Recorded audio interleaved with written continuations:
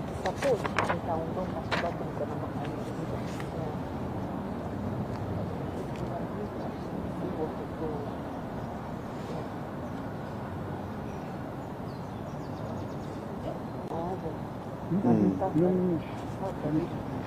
Well, ladies and gentlemen, are we ready? Yeah? Are you ready? If you are not ready, raise your hand. Allah.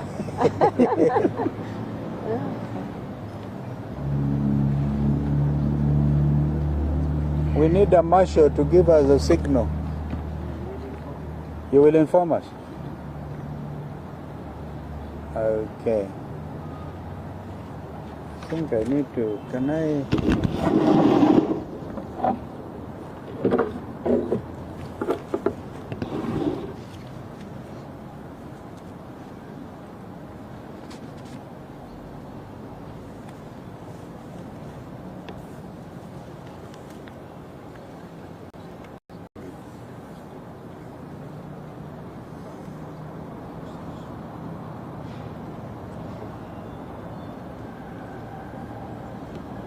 Okay, are you ready?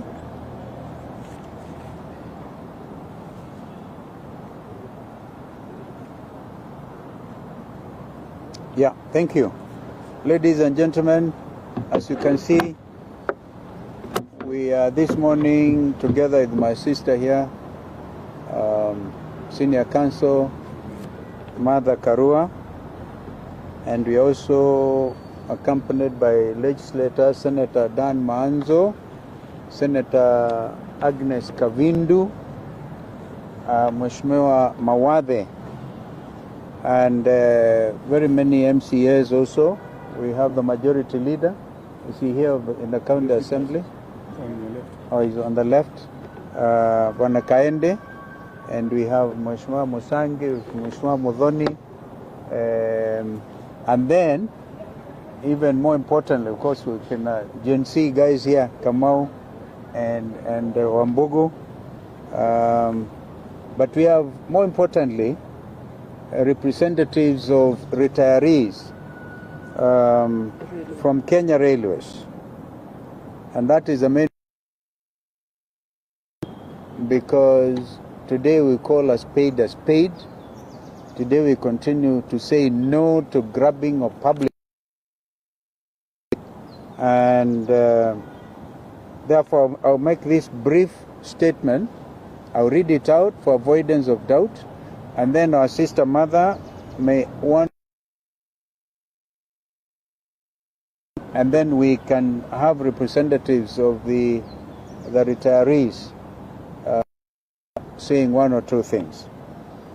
Fellow Kenyans, and this is with reference to a particular land reference. By the way, Integrity Center, Orthodox Church and Integrity Center, this is the land, the railway land we are addressing. 209/1064, stroke 1, 2, 3, 4, and 5, Valley Road, Nairobi, property of Kenya Railways retirees. And we have to make a distinction. This is property of Kenya Railways retirees, not property belonging to Kenya Railways, and that will come out clearly. We live in very interesting times, and times that are clearly very unique. We have all seen what has been happening in the last 2 days in Nairobi, where presidential motorcade gets people killed, people don't care, where people have a sense of hopelessness, even take the law in their own hands because they see and they sense nothing but hopelessness. And this wanton disregard of people's feelings, I think that is what is making Kenyans really feel terrible. And a good example was made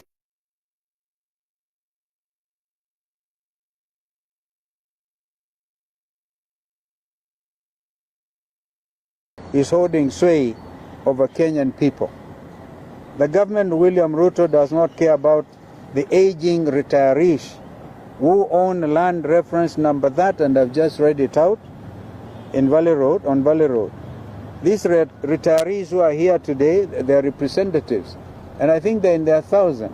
We'll be able to hear from the representative how many of them are actually in that category. These retirees were sent home by Kenya Railways without their pension.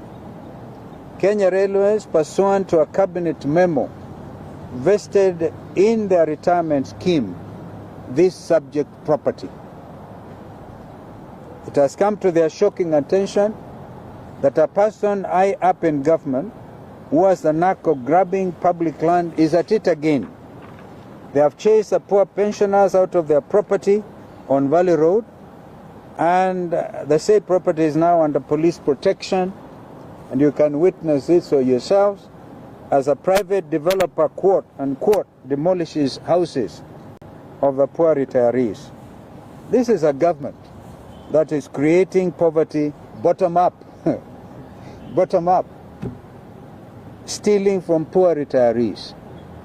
I call upon William Ruto to come out open on this subject, and Mother will speak to that, and hand back the property, have the property handed back to the poor retirees, and then leave public property alone. I wanted to say that, and the particulars of the particulars are here. We have also the certificate of lease in the name of Railways, Kenya Railways, and you will then, in your briefing notes, because we wanted copies given to the media, to be able to follow what has happened. These poor retirees are expecting completion of the sale, which was conducted openly. A tender was issued, and then the highest bidder was given the right to buy at 400 million Kenya shillings. And the purchaser has actually gone on to pay 320 million. There's a balance of 79 million. All that money has gone to the retirees. Now they want the balance of 79 million out of this property. There are several other properties, so that we have Kenyans living in dignity when they leave their places of employment. So this is what is happening. Of course, the way forward out of this matter is we recommend strongly that the retirees move to court. In the meantime, if William Ruto has any heart, he should stop. Should stop what is going on here. Mother. Okay, I think you have heard the certificate is in the name of Kenya Railways Corporation. But you have also heard that via a cabinet memo in 2000, 4th of May, 2005, that was the Kibaki era. Yes. This land was given to the retirees. Why? Because one of our state corporations, Kenya Railways, had mismanaged itself to the extent of not being able to pay their pensions. That's right. So they paid them in kind via this land. So this land, although the title didn't change, the beneficial owners are the retirees. It's not available to the government of Kenya or to any land grabber to lay hands on, because it has owners who are the retirees. This land has already been sold following the steps that should be taken in any legal sale. They have been paid 320 million out of the 400.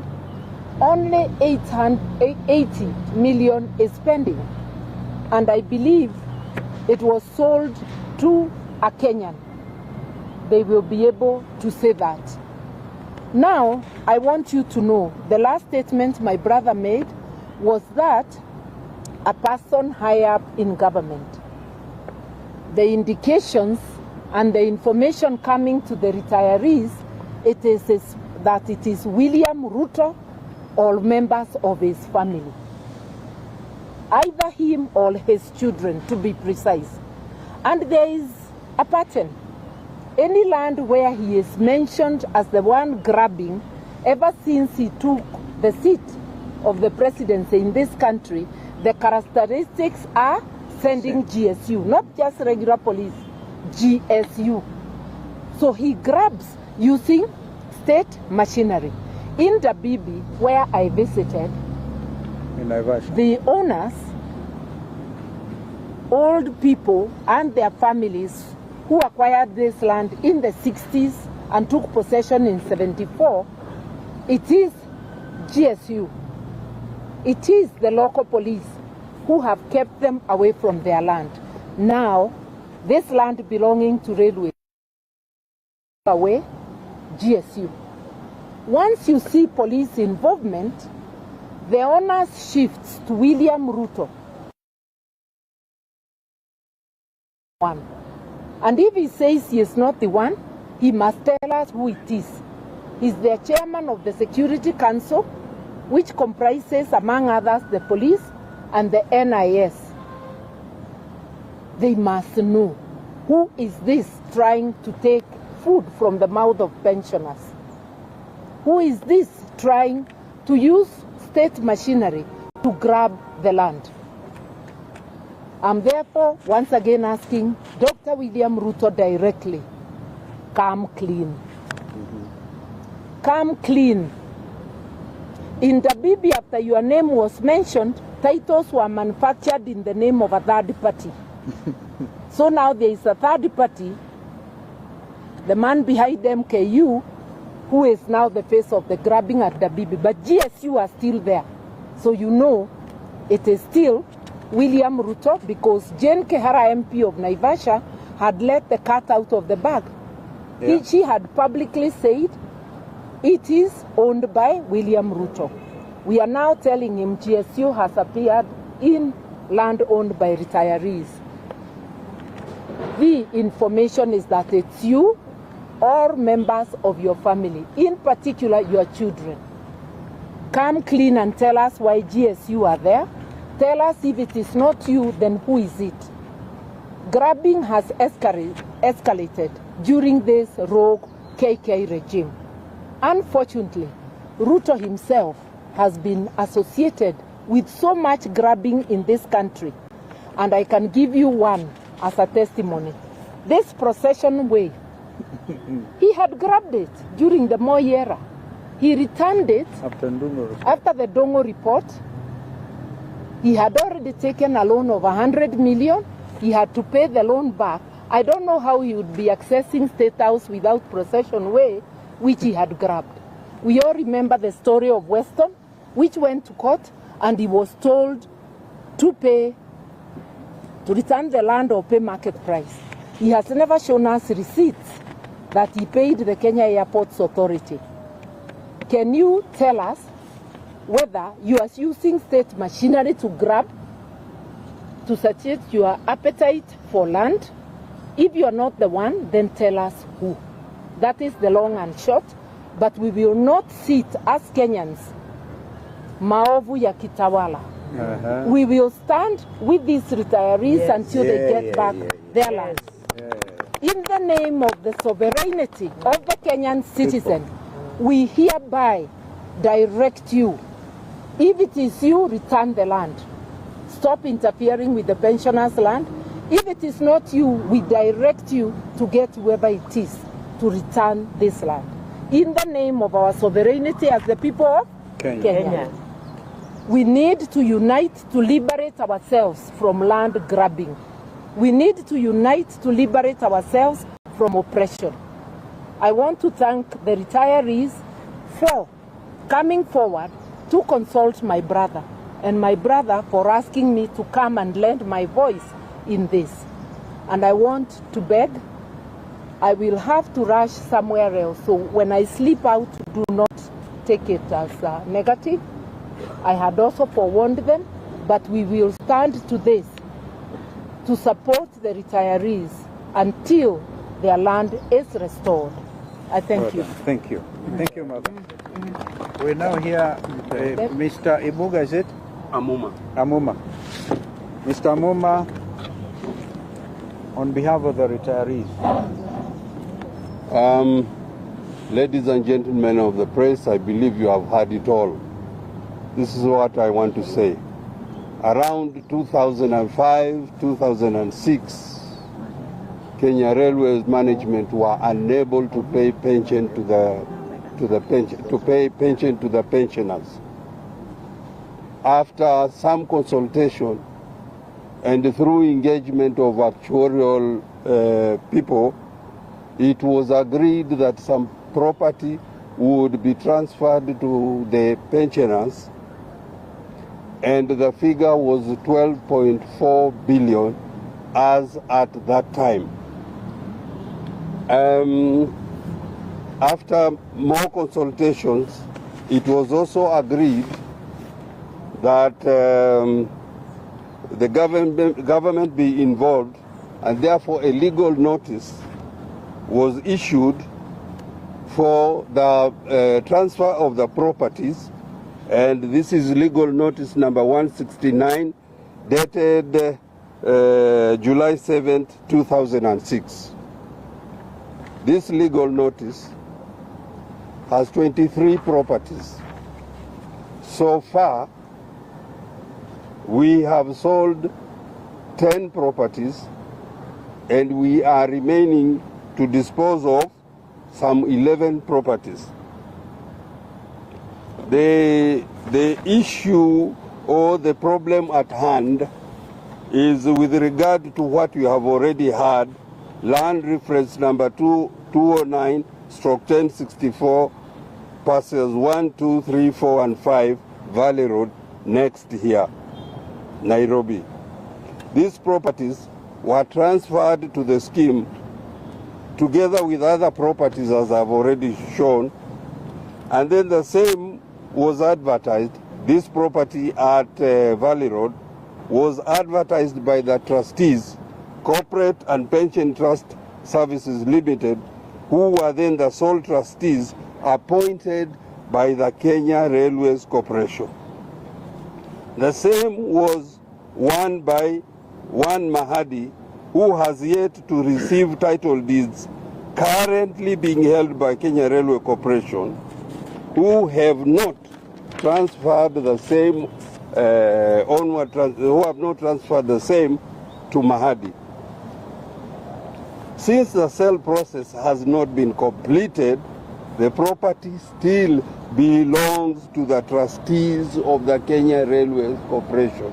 I repeat, since the sale property has not been completed, the property is still the property of Kenya Railway Staff Retirement Benefits Scheme or owned by the trustees. Points to note is that the scheme is just a subsidiary. The scheme is not a subsidiary to Kenya Railway Corporation. I repeat, we are as a scheme not under Railway Corporation. Kenya Railway is a sponsor of Kenya Railway Staff Retirement Benefit Scheme, whose main responsibility. Oh, sorry. No. No. I'm saying Kenya Railways is a sponsor of the scheme, whose main responsibility is to safeguard the interests of the pensioners, period. Nothing more, nothing less. Finally, once the properties are transferred to another entity, and in this case, the scheme, the same is protected by Trustee Perpetual Succession Act, Cap 514. I have all these papers. You may want to take the legal notice. You may also want to take the Trustee Perpetual Succession Act, which is irrevocable. Once properties are transferred to trustees, you cannot revoke the same. Thank you. Well done. You speak like a lawyer. Are you related to Senior Kanzo Muma? Mungatana. Mungatana. Yes. Okay. Mungatane is no senior counsel here. Well done. So it's very, very clear. If there are any questions, yeah. We would like to invite a lady. A lady. Mama Nyaga, to say something. But then what is the population? What is the total number of retirees? The total number of retirees as it stands now is about 8,000. That's right. Wow. Now you can see the multiplier effect to the Kenyan families of 8,000 people being denied their rights. Kuna huyo mama mwingine kama hayuko tuendelee. Ako wapi? Mama yuko wapi?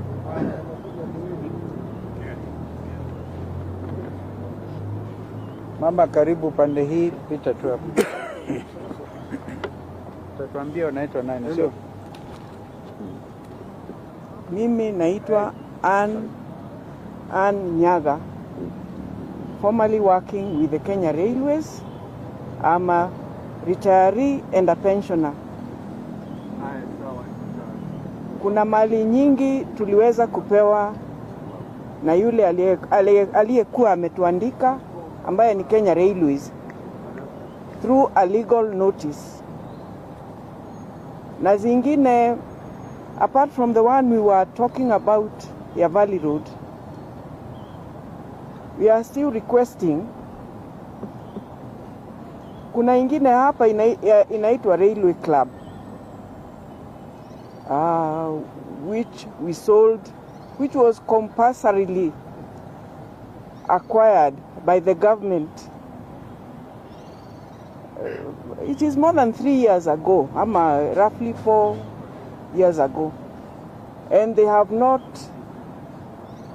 finished paying us. They pay us little by little, and we are requesting that the remaining billions, few billions that are remaining, should be given to the pensioners, because the natural attrition is very high.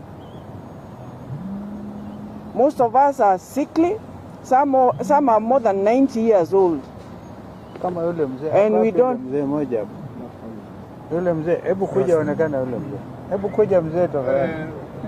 mzee must be paid his benefits. How old is he now? How old are you, sir? Over 70. You're over 70? Hiyo umekaribia 80 something. Okay. Yeah. So, okay, thank you. So we are saying pensioners wanakufa wengi sana, wanawacha mali yao.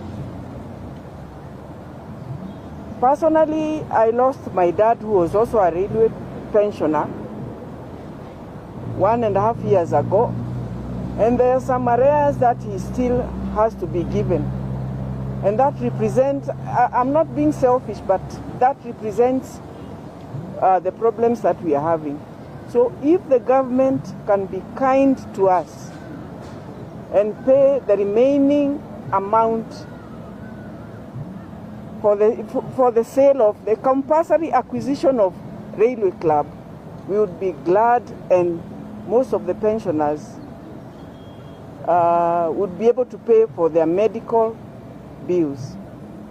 I don't have much to... Thank you. We appreciate, madam. Of course, whatever is due to your late dad should go to the estate, to his estate, and so he doesn't lose at all. Kwa hivyo, hiyo ndio maneno. Pengine kama mna swali on the pensioners, you can. If not, we go to the next subject. Because I think there's 2 demolitions happening. Au Mheshimiwa anaweza kuelezeni, Mheshimiwa, but I think I will have the senator say something on what you have just gone through. Mheshimiwa Kavindu, Mheshimiwa Manzo. Yeah. Kwa majina ni Senator Agnes Kavindu Mudhama kutoka Machakos County. Everybody knows you by now. Mimi yangu ni kushangaa kabisa kwa sababu hawa pensioners wa railways wakiwa somebody is grabbing where they belong and what belongs to them. Na ukiwaangalia hawa ndio serikali ya Kenya Kwanza ilikuwa inasema itainua maskini kwenda juu, bottom up, serikali ya bottom up, lakini sasa inaonekana ni bottom chini, wakiendelea kuwafanya kuwa maskini, kwa sababu hao wazee wameretire, na wakiwa wameretire sasa pahali wanaweza kuita kwao na wanaweza kuuza wakajisaidia, inakuwa grabbed. Tunasema hivi sisi kama wana-Wiper Azimio opposition, leader wetu akiwa hapa His Excellency Dr. Stephen Kalonzo Musyoka, tunasema hawa wapatiwe haki yao, na President Samuel Ruto tunakuheshimu, lakini sasa hawa watu watalia mpaka lini? Maskini watalia mpaka lini? Wapatiwe haki yao. Sawa. Na kama vile Mheshimiwa Martha Karua amesema, kama sio wewe umegrab, ni nani amegrab? Wewe ni baba yetu katika hili taifa. Kama baba, fanya haki kama baba. Asanteni. Senator Mahanga. Yes, I want to say that the rights of pension and any other monies accruing to somebody who is retired is a constitutional right, and it is enforced by the law. And therefore, there is no way you can take away what belongs to a pensioner and give it to somebody else. Not only this particular case, but there are many other land grabbing cases in the country, whereby if a property, its lease is about to come to an end, certain people go and grab it, including properties belonging to the army, cannot be grabbed, stolen, and given to a church. God is not poor. God does not take stolen sacrifices. It can only attack curses to whoever is doing that. And I want to say that this particular one, the Kenya Railways are only trustees. They should give it to the retirees, or make sure they look for money and pay for it up. I thank you. Well done. Thank you. Mheshimiwa Wadhe, you want to say anything? I think we move to the next level. The next thing is, you know, one would have expected that when William Ruto went to visit Mathare, Dagoretti, and other places today we gather is in Makandara, he would at least had the heart to address the problems that our people faced after the demolitions, particularly along the Nairobi River. And now we have seen notice kusema kwamba they are not satisfied with the 30 meters. They want now to go up to 60 meters, and therefore occasioning greater harm and pain to the people of this city. And these are fellow Kenyans. They were even promised, I would have expected William Ruto to say, here is the money that we promised to Wapatia. In fact, if you remember, it was a point of departure with his deputy, because the deputy could see the blatant abuse of human rights of the citizens of this country. So we are seeing that instead of giving prominence to things, to this challenge, is now offering to get up a machine which can manufacture 1 million chapatis.